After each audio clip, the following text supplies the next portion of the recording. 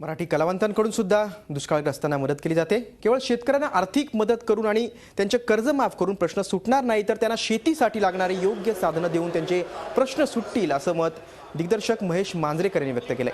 राज्यातील दुष्काळग्रस्त शेतकऱ्यांसाठी मिक्ता अर्थात मराठी चित्रपट आणि नाटक फिल्म फेस्टिवलकडून 1 कोटी रुपयांची मदत नुकतीच जाहीर झाली होती। त्यातील 50 लाखांची मदत एका कार्यक्रमात महेश मांजरेकर यांनी शासनाला दिली।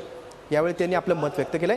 प्रत्येकाने आपापली जबाबदारी ओळखत आपण समाजाला काहीतरी देणं लागतो हे समजून दुष्काळग्रस्त शेतकऱ्यांना मदत करावी असे मांजरेकर यांनी सांगितलं।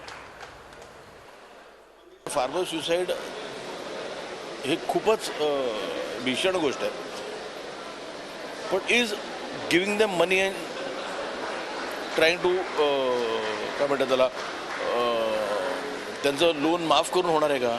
नाही होणार आहे।